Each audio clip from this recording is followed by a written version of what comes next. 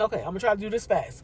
I just watched a video of a young lady that was talking about future faking and some of the things that she missed that she should have like paid more attention to in the beginning.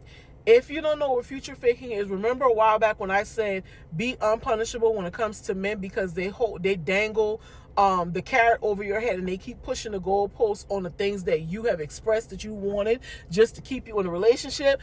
Future faking is the opposite side of the same coin. They offer things that you may not have necessarily verbatim said that you want, but they feel like you want. They're going to offer these things to you in the future as a way to keep you in the relationship. The difference is that we lean so heavily on their word when we know their word ain't worth shit. Their word is worth nothing.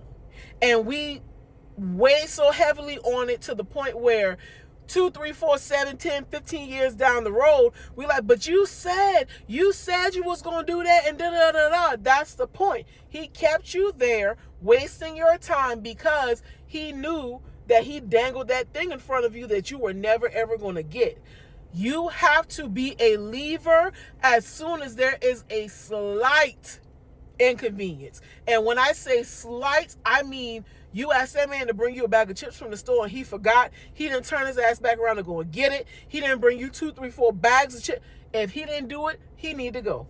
Slightest inconvenience, because one little thing is going to turn into gigantic things.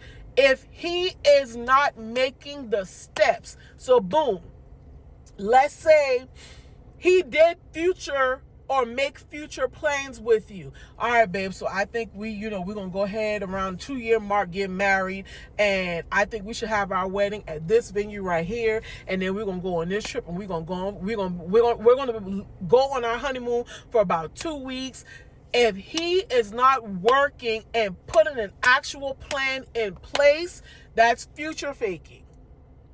Because I think a lot of us see, oh, well, he has intention because he's mapping out this whole thing, but where's the action that comes behind it? Because you can sit there and talk a good game. You could say ABC, XYZ, but where's the action that comes behind it? If he doesn't have any, action your ass out that door. Leave.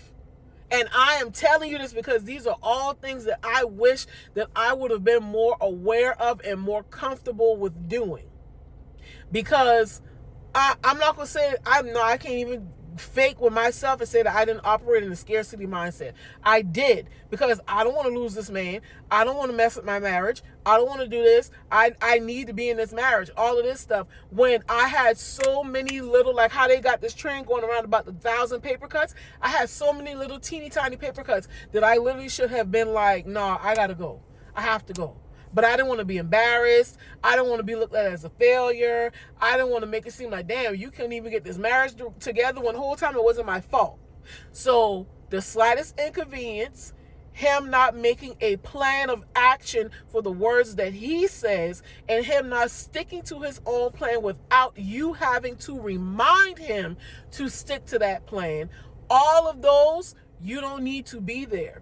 Leave. There's a man out here that is willing to cash out on you, buy you whatever you want, take you wherever you want to go without you even having to think twice about it. He's going to do the thinking in a healthy way for you because he takes you seriously. That man that you crying behind, stressing out behind, calling all the time because you're trying to figure out where he's at, he ain't worthy. Because if he was, you wouldn't have to do all of that. Everything will be clear, concise, straight to the point, no confusion. If there is confusion, you don't need to be there. Plain and simple. Okay, have a great Friday.